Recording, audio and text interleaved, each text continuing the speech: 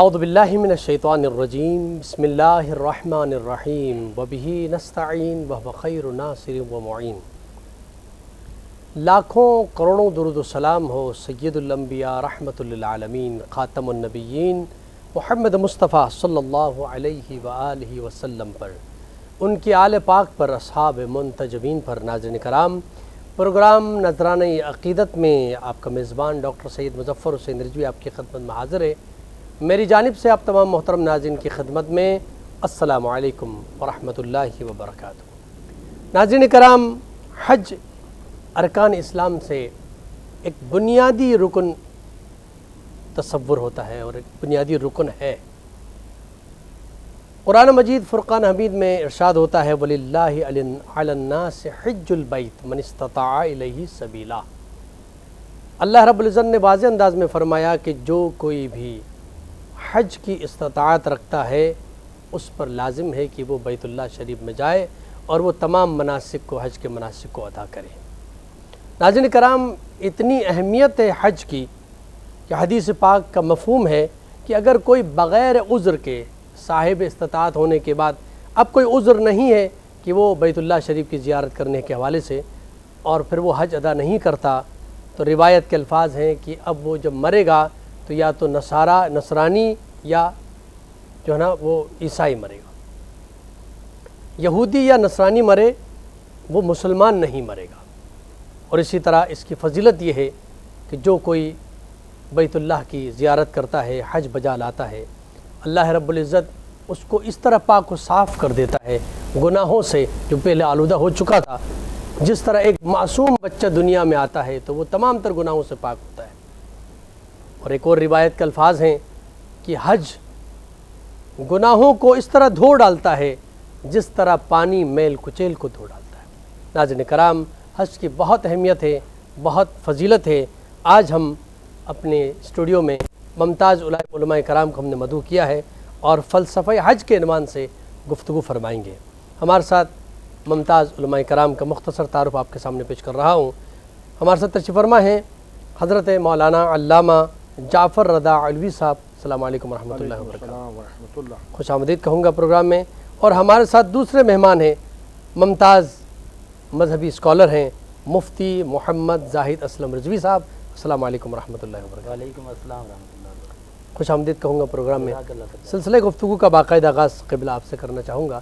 سب سے پہلے تو ہمارے ناظرین کی خدمت میں یہ بیان کیجیے گا کہ حج کی فضیلت کیا ہے قرآن اور حدیث کی روشنی میں۔ بسم اللہ الرحمن الرحیم۔ وَلِلَّهِ عَلَى النَّاسِ حَجُّ الْبَيْتِ مَنِ اسْتَطَاعَ إِلَيْهِ سَبِيلًا۔ قرآن کریم میں اللہ رب العزت نے پوری سورہ حج کے حوالے سے نازل کی ہے اور اس سورہ کا نام رکھا گیا ہے سورہ حج۔ یعنی حج اتنا اہم ہے کہ اللہ نے قرآن کریم میں پوری سورہ حج کے عمل کے حوالے سے نازل کی ہے۔ اور جیسا کہ آپ نے بھی قرآن کریم کی تلاوت کا شرف حاصل کیا اور میں نے بھی اسی آیت کو سرنامہ قرار دیا کہ اللہ فرماتے کہ جب تم استطاعت رکھتے ہو، صاحب ثروت ہو، تو حج کو ادا کرو۔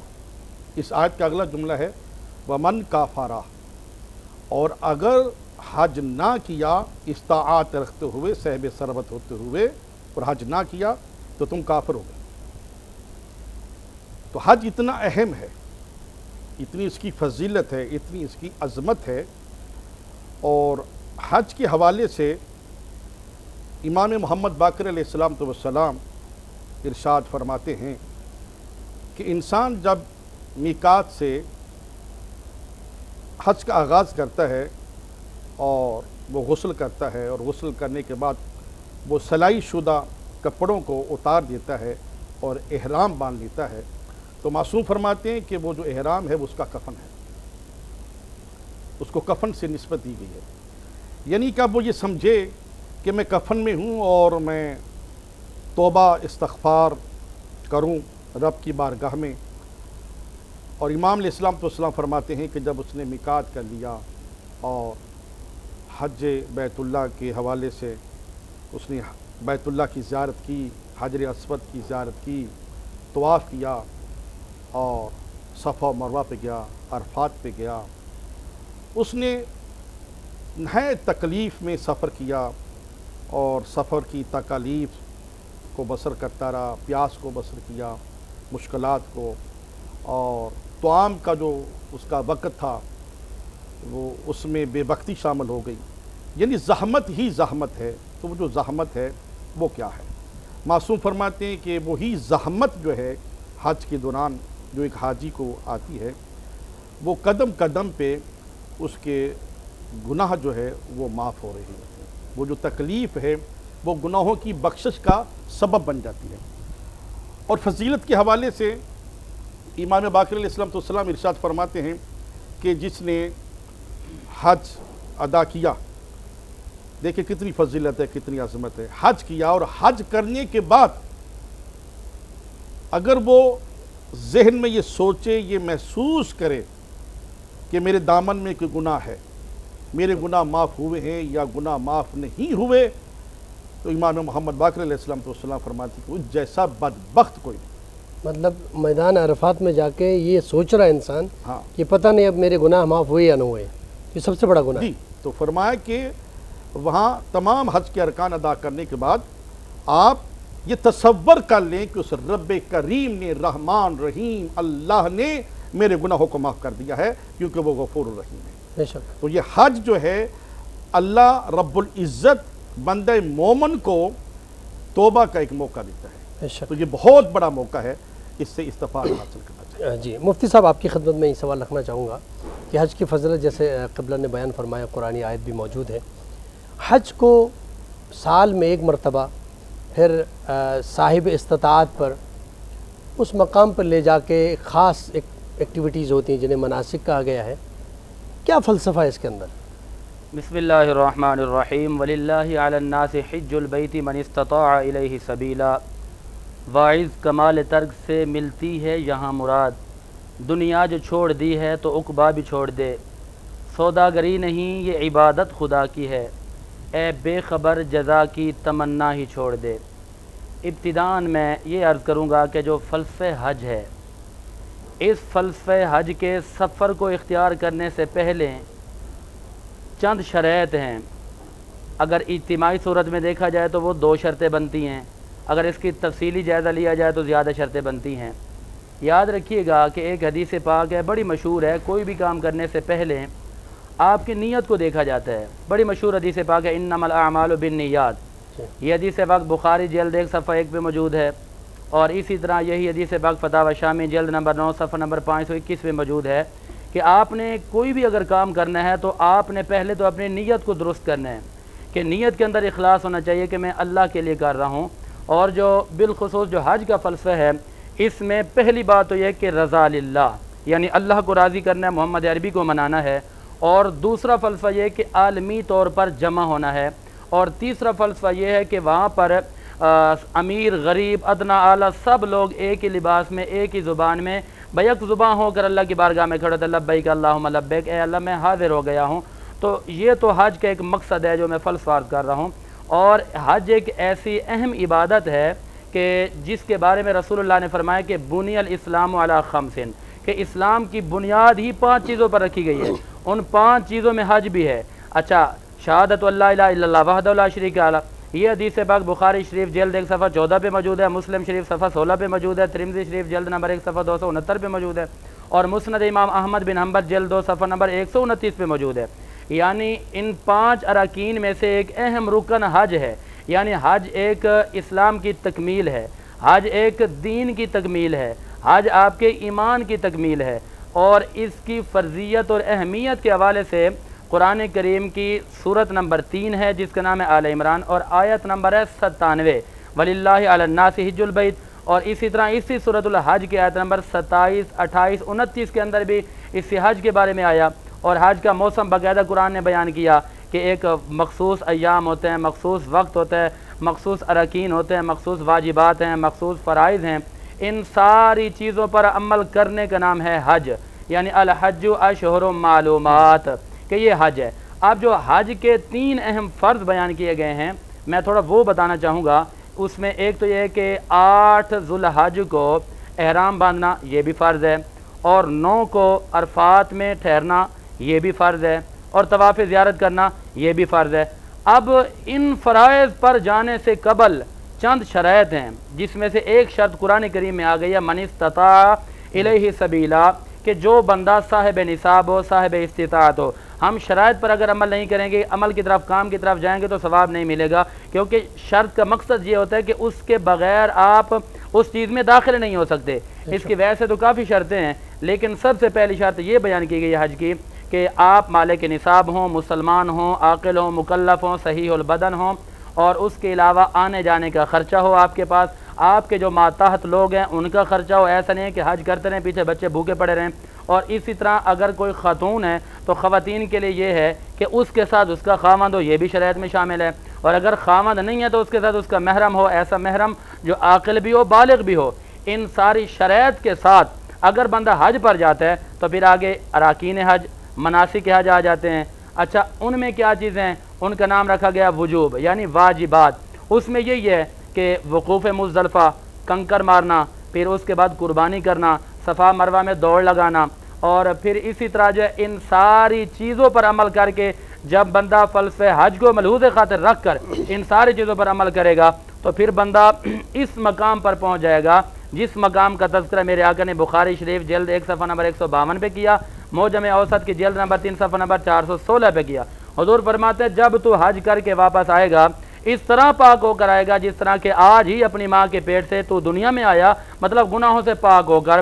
اور معجم اوسط کی جو میں نے آپ کو روایت بتائی ہے اس کا تو یہ مقصد ہے، فرمایا حج آپ کے گناہوں کو اس طرح دھو دیتا ہے جس طرح کے پانی میل کو اتار دیتا ہے۔ اچھا، یہاں پر مفتی صاحب بریک کا وقت ہوا چاہتا ہے۔ ناظرین کرام، مختصر سا بریک لیتے ہیں، بریک کے بعد آپ کی خدمت میں حاضر ہوتے ہیں، ہمارے ساتھ رہیے۔ ناظرین کرام، ایک بار پھر پروگرام نذرانہ عقیدت میں آپ کے خیر مقدم گفتگو جاری ہے۔ ہمارے علماء کرام اس سے پہلے گفتگو فرما رہے ہیں فلسفہ حج کے حوالے سے۔ میں قبلہ آپ کی خدمت میں سوال رکھنا چاہوں گا۔ ایک انسان صاحب استطاعت ہے اور حج پہ جانے کے لیے تمام تر لوازمات موجود ہیں اور کوئی رکاوٹ نہیں ہے، اس کے باوجود وہ حج ادا نہیں کرتا، ایک تو اس حوالے سے بھی بیان کیجیے گا۔ اور ایک انسان یہ کہتا ہے کہ حج تو فرض ہوا ہے، جانتا ہے، لیکن وہ کہتا ہے کہ میں آخر میں جب بڑھاپا آئے گا تو پھر جب سارے کام ہو جائیں گے تو پھر حج بھی کر لوں گا۔ تو کیا حج جب سال فرض ہوتا ہے اسی فرض کے سال ہی حج ادا کرنا ضروری ہے، یا یہ کہ حج فرض ہونے کے بعد زندگی میں کسی بھی ٹائم چلا جائے؟ کیا فرماتے ہیں؟ دیکھیے، ایک سال کے خرچ اخراجات اگر آپ کے پاس اضافی ہیں اور اپنی فیملی کے لیے خورد و نوش کے خرچ اخراجات آپ کے پاس اضافی ہیں تو حج واجب ہو جاتا ہے اور حج ادا کرنا چاہیے۔ اور اس سے زیادہ اگر انسان صاحب ثروت ہے، روسا میں سے ہے، رئیس شہر ہے اور حج ادا نہیں کرتا تو وہ اپنے اندر سوچے کہ وہ کون سا گناہ ہے جو مجھے حج کرنے سے روک رہا ہے، کیونکہ کچھ ایسے گناہ ہیں جو انسان سے سر درد ہوئے ہیں کہ جو اتنی بڑی عبادت کے درمیان رکاوٹ ہے۔ اس لیے دعا کمیل کا جملہ ہے کہ میرے اللہ میرے وہ گناہ معاف فرماؤ جو دعاؤں کی قبولیت میں رکاوٹ ہے۔ اور میں نے آیت کا جملہ تلاوت کیا، ومن کافرہ، جو حیثیت رکھتے ہوئے صاحب ثروت ہے، پوزیشن اچھی ہے، کنڈیشن اچھی ہے، وہ حج نہیں کرتا تو وہ کافر ہے، قرآن کی آیت ہے۔ اور ایک حدیث میں ہے کہ جس نے حج نہ کیا صاحب حیثیت ہوتے ہوئے، صاحب ثروت ہوتے ہوئے، تو وہ یہود و نصارہ کی موت مرا، عیسائی کی موت مرا اگر اس نے حج نہیں کیا۔ رہی بات یہ بڑھاپے میں حج کرنا، ارے شیوہ پیغمبری ہے، جوانی میں انسان عبادات کرے۔ میں نے الحمدللہ 3 حج کیے ہیں، میں نے وہاں پر دیکھا کہ جو ضعیف ناتواں ہوتے ہیں ان کا حج کرنا بڑا مشکل مراحل سے گزرتا ہے۔ وہ بیمار ہوتے ہیں، چلا نہیں جاتا، بیٹھا نہیں جاتا، پھر کسی کا بلڈ لو ہو گیا، کسی کا بلڈ ہائی ہو گیا، کوئی شوگر کا مریض ہے، وغیرہ وغیرہ۔ تو میں سمجھتا ہوں کہ جب صاحب حیثیت انسان ہو گئے تو وہ حج کر لے۔ اور حج ایک ایسی عبادت ہے کہ جس کو کرنے سے رزق وسیع ہوتا ہے، حدیث रसूल खुदा सल्लल्लाहु अलैहि वसल्लम है और अहल बैत ने फरमाया है, रिज़्क़ वसी होता है। इतना रिज़्क़ आ जाता है इंसान के पास कि इंसान उस रिज़्क़ को तकसीम करने को अपना एक अमल समझता है, रिज़्क़ तकसीम करने का आदी हो जाता है। और जो इंसान साहिब हैसियत होते हुए हज अदा नहीं करता, अल्लाह की तरफ से उसके रिज़्क़ को गैब कर दिया जाता है। उसके अंदर एक ऐसी नहूसत आ जाती है कि आहिस्ता आहिस्ता उसका जो रिज़्क़ है वो गैब होने लगता है। क्राइसिस और मुश्किलात का वो इंसान शिकार हो जाता है, क्योंकि उसने साहिब हैसियत होते हुए अल्लाह के घर की ज़ियारत नहीं की, हज अदा नहीं किया। रसूल खुदा सल्लल्लाहु अलैहि वसल्लम गिलाफ़ काबा को बोसे दे देकर रोते थे जब जुदा होते थे, और अर्ज़ करते थे कि मेरे अल्लाह बार बार मुझे इस घर में हज की सआदत अदा करने की तौफीक फरमाना। क्या कहना है, सुभान अल्लाह। क़िबला आपके सामने सवाल रखना चाहूँगा। जैसे क़िबला ने भी फरमाया कि साहिब इस्तिताअत होने के बाद फिर हज नहीं करता, तो वो रसूल अकरम सल्लल्लाहु अलैहि वसल्लम की हदीस मौजूद है। लेकिन बाज़ औक़ात हमारे माशरे के अंदर ये सवाल होता है कि जनाब हज करें या बेटी की शादी करें। भाई पैसे भी हैं, सब कुछ है, लेकिन बेटी की शादी बहुत ज़रूरी है या बेटे की शादी बहुत ज़रूरी है, इसलिए मैं सारा पैसा अगर हज पे लगाऊंगा तो पीछे बेटी की शादी रह जाएगी, बेटे की शादी रह जाएगी या फलां काम रह जाएगा। तो अब इस पे जो ना तरद्दुद का शिकार होते हैं कि कौन सा अमल पहले अंजाम दें। एक काम हो सकता है, पैसे इतने मौजूद हैं, क्या शरीय एतबार से, फ़िक़ही एतबार से क्या हुक्म है? बहुत प्यारा सवाल किया और बहुत अहम मसले की तरफ आपने निशानदेही की है। हमारे माशरे के अंदर वाक़ई लोग जो है ना बड़े मामलात में फंस जाते हैं, कहते हैं कि क्या करें, ये शादी का भी मामला है, वो भी मामला है। देखिए कि पहले तो मैं एक हदीस पाक बता देता हूँ कि रसूलुल्लाह ने फरमाया कि मन क़दर अल हज्जा, यानी जो हज की कुदरत रखता है वो हज पर नहीं जाता, तो वो यहूदी मरे या ईसाई मरे, उससे हमारा कोई ताल्लुक़ नहीं है। ठीक है। और फिर ये फरमाया कि मन अराद अल हज्जा फलयस्तअजिल, कि जो हज का इरादा कर ले, सोच ले, उसको चाहिए कि जल्दी करे, जल्दी कर। अच्छा, मौला अली रज़ियल्लाहु ताला अन्हु से रिवायत एक हदीस पाक है, आपने फरमाया कि रसूलुल्लाह सल्लल्लाहु अलैहि वसल्लम ने इरशाद फरमाया कि जो बंदा हज पर ताकत रखने वाला बन जाए, फरमाया कि उसको चाहिए कि अपने इस फ़र्ज़ में जल्दी करे, फ़र्ज़ में तख़ीर नहीं करना। अब रही बात शादी की, अच्छा ये हज जो है ना ज़िंदगी में एक बार फ़र्ज़ है, एक बार। जब रसूलुल्लाह ने फरमाया ना कि फ़क़ाल या अय्युहन्नासु क़द फ़ुरिदा अलैकुमुल हज्जु फ़हज्जु, फ़क़ाल रजुलुन अफ़ी कुल्लि आमिन या रसूलल्लाह फ़सकत हत्ता क़ाल सलासन, फ़क़ाल लौ क़ुल्तु नअम लवजबत वलम्मा इस्तताअतुम, सुम्मा क़ाल ज़रूनी मा तरक्तुकुम फ़इन्नमा हलक मन कान क़ब्लकुम बिकसरति सवालिहिम। और सहाबी रसूल ने खड़े होकर अर्ज़ किया, या रसूल क्या ये हर साल है? हुज़ूर ने फरमाया नहीं, हुज़ूर खामोश रहे। 3 बार उसने पूछा, हुज़ूर खामोश रहे। हुज़ूर ने फरमाया अगर मैं हाँ कह देता ना तो ये हर साल फ़र्ज़ हो जाता, लेकिन ये ज़िंदगी में एक मरतबा फ़र्ज़ है। अब आपका सवाल कि इधर शादी का बहाना बनाकर हज पे नहीं जाते और उधर जो है शादी को अपने सामने रख कर हज को रोका हुआ है, और फिर हज के नाम पर शादी को रोका हुआ है। शादी करना एक आपकी अलग जिम्मेदारी है, हज पे जाना एक अलग फरीज़ है आपका। और जिस तरह के मैंने शराइत में से बता दिया, बेटा बेटी बालिग हो गए हैं तो माँ बाप की जिम्मेदारी बनती है कि शादी फ़ौरन कर दें। लेकिन अगर उनके बुलूगत के बाद आप 5 साल पहले से लेट हो चुके हैं, अब 6ठे साल में अगर आप मालिक निसाब बन गए हैं, तो 6ठे साल में बहाना बनाते हैं कि जब मैंने शादी नहीं की, तो इस बहाने की बिना पर आपको ना तो उसमें देर करने की इजाज़त है और ना ही किसी बहाने की वो आपको कोई सूरत मिल सकती है। लिहाजा अब ये होगा कि अगर इनकी शादी आपने उसी टाइम करनी है या तो हज के मौसम से पहले करते तो अब आपके पास पैसे नहीं रहे। और मुफ्ती साहब सवाल तो ये है कि इन लोगों से कि जो ये सवाल करते हैं कि बेटी की शादी आ चुकी है तो बेटी की शादी ज़रूरी, इसमें कोई शक नहीं है बेटी की शादी, लेकिन क्या इस्लाम ने ये कहा है कि 9 लाख आज के ज़माने में हज पे जाने वालों के लिए 9 लाख रुपए कम से कम लगते हैं? 14 लाख हो गए। तो क्या इस्लाम में कहीं ऐसा लिखा हुआ है कि बेटी की शादी आपने 10 लाख और 14 लाख में करना है? हाँ, बहुत शरीयत के मुताबिक शादी तो बहुत ही सुन्नत रसूल है और बहुत सादगी से शादी करनी है। तो जिसमें अगर सादगी के साथ आज भी शादी हो तो आप किसी मस्जिद में जा कर के वो शादी हालों में जाके खर्चा ना करें, किसी मस्जिद में, किसी कम्युनिटी सेंटर में जाएं, किसी इमाम बारगाह में जाएं, किसी ऐसी जगह जाएं जहाँ पर आप कम से कम खर्चे में अपने निकाह है असल चीज़, बिल्कुल ठीक है ना, वो निकाह के जो 2-4 बोल हैं वो पढ़वा दें, उसके बाद ख़त्म हो गई बात, मिठाई खिला दें। कितना खर्चा है, मतलब 20,000 10,000 का भी खर्चा नहीं है, اگر واقعاً شرعی اعتبار سے شادی کی جائے بالکل ایسا تو ہی ہے۔ یہ بہانہ بنا کے کہ شادی کرنی ہے تو شادی میں اگر آپ 10,000 20,000 روپے سے شادی ہو سکتی ہے۔ ایک پہلو تو آپ نے ارشاد فرما دیا، جی مگر دوسرا پہلو مختصر ایک جملے میں عرض کروں گا کہ نکاح جو ہے، شادی یہ سنت ہے اور حج واجب ہے، دیکھیں آپ، بس یہ کافی ہے۔ اور یہاں پر جو ہے آپ نے تقریباً سوال کا جواب تو دے دیا ہے، جی بہت زبردست آپ نے نقطہ دے دیا۔ بس بات یہی ہے کہ ہم نے فرامین رسول کو چھوڑ دیا ہے۔ جی، جب بہانہ۔ رسول اللہ صلی اللہ علیہ وسلم کی آپ کی خود کی جب نکاح ہوا، شادی ہوئی، تو آپ نے کتنا خرچہ کیا، اور اس نے سیدہ فاطمہ الزہرا رضی اللہ تعالیٰ عنہ کی جب شادی ہوئی، مولا علی شیر خدا رضی اللہ تعالیٰ عنہ سے آپ ذرا وہ اٹھا کر دیکھ لیجئے کہ کتنا جائز تھا۔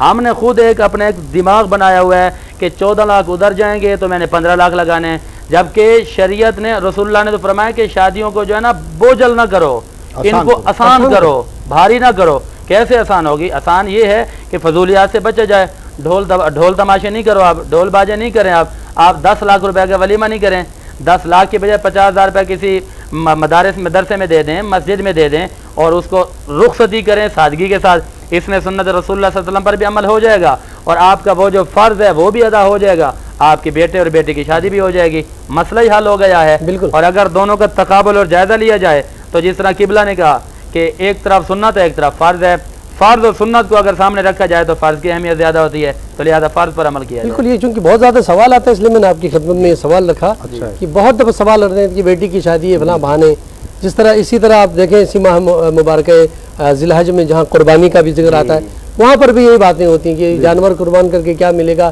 یہ کسی کو خیرات کر دو، کسی کو صدقہ کر دو۔ تو اس کا مطلب ہے کہ ان واجبات سے بچنے کے لیے انسان کوئی نہ کوئی طریقہ اختیار کرتا ہے۔ تو لہٰذا خدا کی بارگاہ میں حج فرض ہوا ہے تو شریعت یہی کہتی ہے کہ جس سال حج فرض ہوا ہے بالکل اسی سال حج ادا کریں، فوراً کریں۔ ورنہ پھر آپ ڈیلے کریں گے اور بعد میں اگر صاحب استطاعت نہ رہے تو پھر شریعت یہاں کیا حکم دیتی ہے؟ جی بالکل۔ ان معاملات کو دیکھ کر کے حج کے حوالے سے انسان کو اپنے آپ کو متوجہ کرنا ہوگا، اور خدا کی بارگاہ میں یقیناً ایک اتنی بڑی سعادت کی بات ہے کہ آپ کو اللہ تعالیٰ نے صاحب استطاعت بنایا ہے۔ اب خدا کی بارگاہ میں جائیں، اس فلسفہ حج کو سمجھیں، اور فلسفہ حج کو سمجھتے ہوئے اس زیارت کرنے کے بعد وہاں اور بہت سارے دروس ہیں، بہت سارا درس و سبق ملتا ہے انسان کو، تو اس کی طرف ہمیں متوجہ ہونا ہے۔ تو قبلہ آپ کی خدمت میں ایک سوال رکھنا چاہوں گا، جی حج کے حوالے سے چونکہ ذکر آ رہا ہے اور اس کی فضیلت اور اہمیت کی بات ہے، تو حج کے اندر جو مناسک ہیں، خاص کر قرآن مجید فرقان حمید میں ارشاد ہوتا ہے وَمَن يُعَظِّمْ شَعَائِرَ اللَّهِ، یہ جو شعائر ہیں جس میں صفا و مروہ کو کہا کہ ان الصفا والمروہ من شعائر اللہ، صفا و مروہ ہیں، حجر اسود ہیں، میدان عرفات ہیں، وہ جمرات ہیں، یہ تمام چیزیں ان کا احترام کا ذکر کیا ہے۔ یہ اللہ کی نشانیاں، ان اللہ کی نشانیوں میں سے ایک تو بہترین، اعلیٰ ترین، با فضیلت، با عظمت نشانی خود بیت اللہ ہے، جس کو ابراہیم علیہ السلام اور حضرت اسماعیل علیہ السلام نے اتنے عزت و احترام و تکریم کے ساتھ تعمیر کیا ہے کہ حضرت ابراہیم علیہ السلام ایک پتھر رکھتے تھے، پھر 2000 رکعت نماز پڑھتے تھے۔ اللہ حضرت اسماعیل علیہ السلام 2000 رکعت نماز پڑھتے تھے، پھر دوسرا پتھر رکھتے تھے۔ پھر ان شاعر اللہ میں سے حجر اسود، یہ جو حجر اسود ہے یہ بہشت سے آیا ہے، جنت سے آیا ہے، اس کی زیارت کرنا حج کے ارکان میں سے ہے۔ پھر مقام ابراہیم کیا ہے کہ وہ پتھر جس پہ حضرت ابراہیم علیہ السلام کھڑے ہو جاتے اور پتھر اٹھا کر، جب دیوار بہت بلند ہو گئی تو پتھر اٹھا کر اس پر رکھتے تھے، کہ وہ پتھر دیکھیں خدا کی قدرت کاملہ اور اعجاز حضرت ابراہیم کہ وہ پتھر جو تھا وہ ایک لفٹ کا کام دے رہا تھا۔ اچھا، میں چاہوں گا یہ بہت اچھی آپ گفتگو فرما رہے ہیں، اس کو بریک کے بعد ہم کنٹینیو کرتے ہیں۔ ناظرین کرام مختصر سا بریک لیتے ہیں، بریک کے بعد آپ کی خدمت میں حاضر ہوتے ہیں، ہمارے ساتھ رہیے گا۔ ناظرین کرام ایک بار پھر پروگرام نذرانہ عقیدت میں آپ کا خیر مقدم، گفتگو ہماری جاری ہے فلسفہ حج کے عنوان سے، اور بریک سے پہلے قبلہ بیان فرما رہے تھے کہ شعائر اللہ کے حوالے سے کہ وَمَن يُعَظِّمْ شَعَائِرَ اللَّهِ، تعظیم کرنا ہے شاعر اللہ کا، اور مقام ابراہیم کا ذکر فرمایا کہ کس انداز میں وہ پتھر جس میں حضرت ابراہیم کے قدموں کے نشان ہیں وہ لفٹ کا کام دیتا ہوا بلند ہوتا تھا ابراہیم علیہ السلام کو۔ جب دیواریں بلند ہو گئیں تو پھر ہاتھ نہیں پہنچ سکتا تھا، تو وہ جو پتھر تھا جس پہ سرکار حضرت ابراہیم علیہ السلام کھڑے ہو کر پتھر رکھتے تھے، تو وہ ایک لفٹ کا کام دیتا تھا۔ یہ معجزہ ہے، اور وہ پتھر بلند ہو جاتا، موو ہوتا چاروں طرف سے، تو وہ بھی شاعر اللہ میں سے ہے۔ اچھا یہاں پہ قدموں کے نشان ہیں جی، حضرت ابراہیم علیہ السلام کے قدموں اس کا مطلب یہ نسبت کی بڑی اہمیت ہے. جی بہت نسبت، یہ نسبت قدموں کے نشان بھی نسبت ہے. اور ہمارا اسلام نسبتوں پر ہی تو قائم ہے. کیا بات. ٹھیک ہے، حضرت آدم، حضرت ابراہیم، حضرت اسماعیل، حضرت موسیٰ، عیسیٰ کو ہم کیوں مانتے ہیں؟ اس لیے کہ ان کی اللہ سے نسبت ہے کہ یہ اللہ کے نبی ہیں. کیا بات. ٹھیک ہے، تو میں عرض کر رہا تھا کہ اس کے بعد ہے آب زمزم کنواں. اس کی حقیقت کیا ہے کہ حضرت اسماعیل علیہ السلام کو پیاس نے تنگ کیا تو شدت پیاس سے حضرت حاجرہ صفا و مروہ پہ دوڑ رہی ہیں صفا و مروہ پہ کہ میرے بچے کو پیاس ہے، اور اسماعیل علیہ السلام رو رہے ہیں. تو حضرت اسماعیل علیہ السلام نے اپنی پیر کی ایڑیوں کو رگڑا تو آب زمزم جاری ہو گیا، پانی جاری ہو گیا. یہ بھی اللہ کی نشانیوں میں سے ہے. یہاں پر آ کر پانی پینا ویسے شفا ہے، اور اس پانی کو اپنے چہرے پہ، سینے پہ، سر پہ ڈالنا ویسے شفا ہے. اس کا بھی احترام کرنا چاہیے، اس کو بھی زمین پہ نہیں گرنے دینا چاہیے، اس کا بھی بہت بڑا احترام ہے. اور دیکھیں کہ حضرت اسماعیل علیہ السلام کی شدت پیاس کی وجہ سے حضرت حاجرہ جو دوڑ رہی تھی، آپ اندازہ کر لیں کہ اللہ نے حضرت حاجرہ کے اس دوڑنے کو بھی ارکان حج بنا دیا. کیا بات. کہ اگر صفا و مروہ پہ حضرت حاجرہ کی یاد میں ہم دوڑیں گے نہیں، انبیاء علیہ السلام وہ عمل انجام دیں جی، تو پھر وہ ہمارا حج جو ہے وہ مکمل نہیں ہے.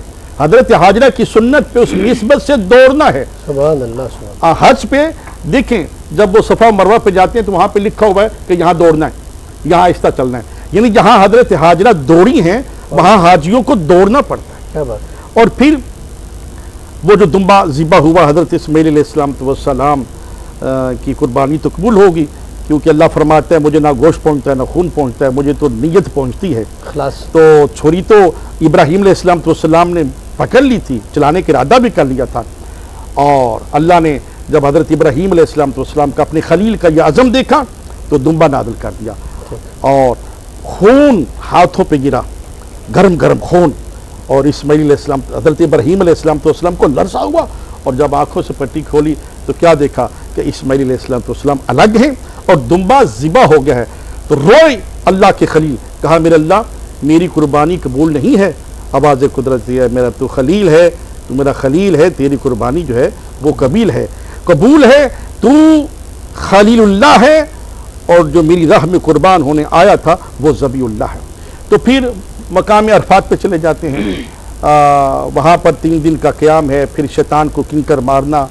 یہ جو شیطان کو کنکر مارنا ہے یہ اپنی اندر سے شیطان کو نکالنا ہے، شیطان کی سوچ کو نکالنا ہے. میں یہاں پہ ایک میسج دوں گا.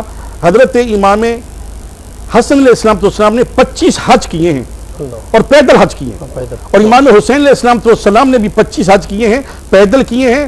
4 حج ایسے ہیں حضرت امام حسین علیہ السلام کے. ابھی یہ بات ہو رہی تھی کہ بیٹی کی شادی کریں یا حج کریں، بیٹی کی شادی کریں یا حج کریں. امام حسین علیہ السلام نے 4 مرتبہ ایسا حج کیا ہے کہ اپنے گھر کا مال و اسباب اللہ کی راہ میں صدقہ کر کے پھر حج پر تشریف لے گئے. میں یہاں پر ایک پیغام دینا چاہتا ہوں سچ ٹی وی کے ذریعے پاکستان کے اپنے مسلمان بہن بھائیوں کو، اپنے بزرگوں کو، علماء کرام کو، مشائخ عظام کو، اور جو مساجد کے امام جمعہ ہیں، امام ہیں، نماز پنجگانہ پڑھاتے ہیں، جو ان کے پیچھے نماز پڑھتے ہیں. میں ان کو پیغام دینا چاہتا ہوں کہ مجھے ایک سوال کا جواب دیں کہ خدا ایک ہے، رسول ایک ہے، کتاب ایک ہے، کعبہ ایک ہے، اور وہ کعبہ جس کی طرف تمام سنی، شیعہ، اہل حدیث، دیوبند، مالکی، حنبلی، شافعی سب اس طرف منہ کر کے نماز پڑھتے ہیں، کسی اور سمت منہ کر کے نماز نہیں پڑھ سکتے.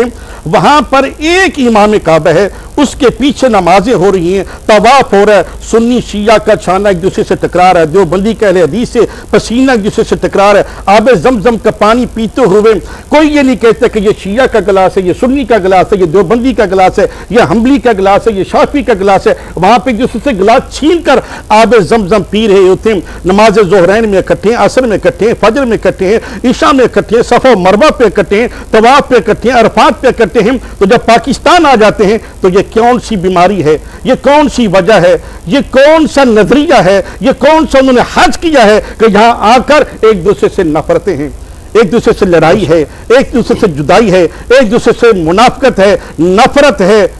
میری سمجھ میں یہ نہیں آتا کہ انسان مجھے یہ بتائے کہ یا تو وہ جو کیا ہے وہ غلط ہے जो पाकिस्तान में हो रहा है ये गलत है। यकीनन हज जो है वो इत्तेहाद उम्मत का दर्ज देता है और तमाम मुसलमान वहाँ पर जाते हैं। एक ही सफ में खड़े हो गए, महमूद अयास, ना कोई बंदा रहा ना कोई बंदा ना। जज़ाकल्लाह। मुफ्ती साहब आपकी खिदमत में सवाल रखना चाहूँगा, हज के हवाले से चूँकि मसाइल तो बहुत सारे हैं और हमारे क़ारीन जो नाजरीन हैं वो भी सवालात इस हवाले से करते रहते हैं।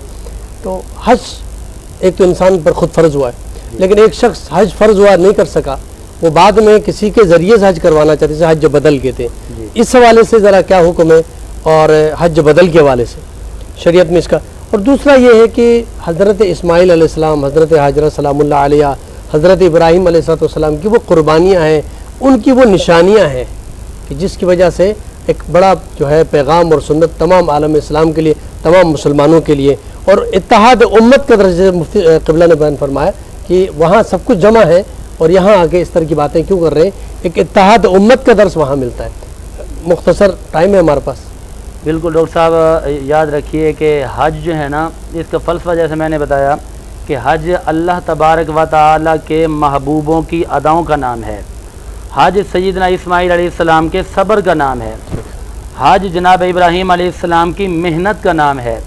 हज सैयदा हाजरा रज़ियल्लाहु ताला अन्हा के उस चलने का नाम है। और हज जनाब सैयदना इस्माईल अलैहिस्सलाम की उस कुर्बानी का नाम है। और हज जो है अल्लाह को राज़ी करने का नाम है। और हज जो है शाइरुल्लाह की ताज़ीम करने का नाम है। और हज जो है अल्लाह तबारक व तआला के अहकामात और मोहम्मद अरबी के फ़रमीन के मुताबिक अपने नफ्स अम्मारा को कुर्बान करके फेंक देने का नाम है। और इसी तरह हज की जो अक़साम है वो 3 किस्में बनती हैं, हज इफ़राद, हज तमत्तु, हज किरान। और इसके बाद एक हज है हज बदल। ये एक ऐसा हज है कि जिसकी बहुत बड़ी फजीलत है, यानी अपनी जगह पे किसी और को करवा दी, या अपने वालिद के नाम की करवा दी, या अपने वालदा के नाम की करवा दी, या कोई मरहूम है उसके नाम का करवा दिया।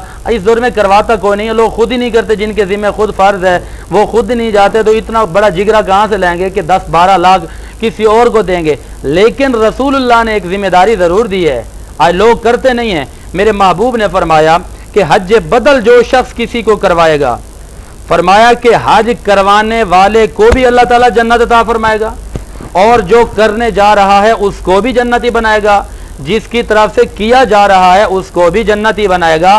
पता ये चला कि हज बदल एक ऐसा हज है जो हज एक है लेकिन सवाब में 3 लोग शामिल हैं। और एक बात यहाँ पर एक और अर्ज करना चाहूँगा कि जिस तरह के आपने फरमाया कि एक निस्बत जो है ना, निस्बत के एक हमें पहलू मिलता है, एक मैसेज मिलता है, ये सारी निस्बत की ही तो बातें हैं। अल्लाह ने फरमाया ना, आमनुत्तकुल्लाह वकूनु मअस सादिकीन, के सच्चों के साथ हो जाओ। वजह क्या है? फरमाया वजह यह है कि तुम्हारा ताल्लुक उनसे हो जाएगा, तुम्हारा ताल्लुक उनसे हो जाएगा तो तुम भी उनसे निस्बत के जुड़ने की वजह से अच्छे हो जाओगे। यही पानी पाकिस्तान में पीते हैं तो बैठकर पीते हैं, लेकिन जब आप ज़मज़म पीते हैं तो खड़े होकर पीते हैं। सवाल ये पैदा होता है कि क्यों? जवाब ये मिलता है कि वजह यह है कि इस पानी की निस्बत हो गई मोहम्मद अरबी के शहर से, इसलिए हम पानी का अदब नहीं करते बल्कि हम मोहम्मद अरबी के साथ निस्बत की वजह से खड़े होकर इसका इस्तकबाल भी करते हैं, एहतराम भी करते हैं, पानी भी पीते हैं। और इसी तरह हम जो कुर्बानी करते हैं क़यामत तक के लिए लोगों के लिए इरशाद फरमा दिया गया है, ये भी इसलिए करते हैं कि जनाब इब्राहीम अलैहिस्सलाम का वो तर्ज, वो तरीका, वो दस्तूर ता क़यामत बाकी रखा जाए। तो बाकी है कि ये सारी चीज़ें हमें एक ही चीज़ का दर्ज देती हैं, लिल्लाहियत का और फ़रमीन मुस्तफ़ा।